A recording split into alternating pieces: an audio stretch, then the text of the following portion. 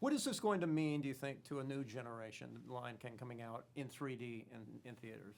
Well, I think they're going to have the same kind of visceral attachment to the film that it's always had. It's a great story, told very well.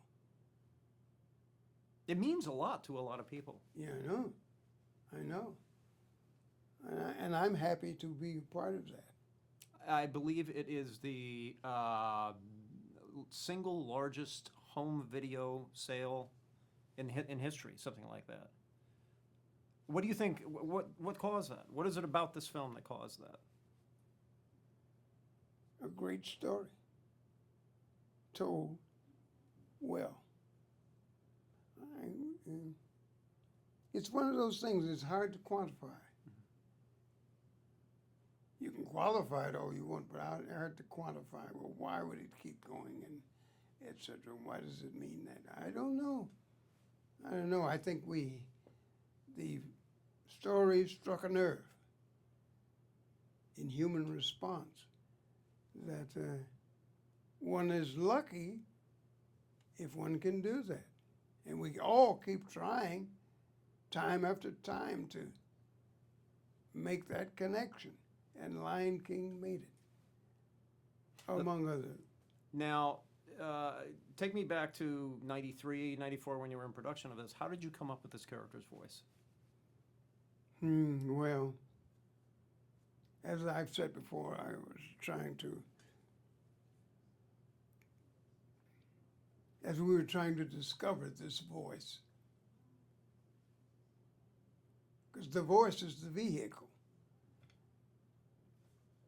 I, as an actor, had always joked around with my sort of offshore African American, if you will. Make some sense. It'd make more when I get on with the story.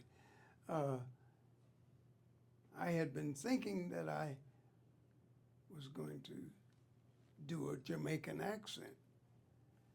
Well, I never succeeded at that.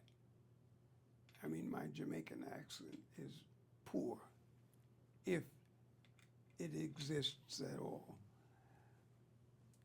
But at any rate, we decided there was something about that voice, that attempt at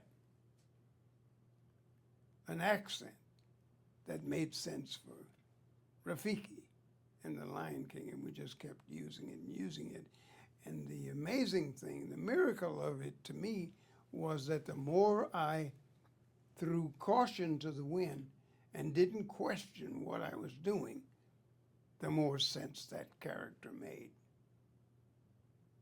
I mean, I can say something like, Asante san, squash banana, wewe nugu mimi upana. And I did it all kinds of ways and whatnot, and no matter how I did it, it worked. It made sense for that character. That must have given you a tremendous sense of, as an actor, of freedom. Oh yeah, I felt liberated. I felt liberated in that I could do no wrong. So when you see it now, does it take you back to when you were in there with that sense of freedom? Yeah, well, there's a sweep in the character as I see it now that I said, my gosh, you mean I did that? I mean, if I could be permitted self-praise, which is one of my quintessential attitudes, self-praise, but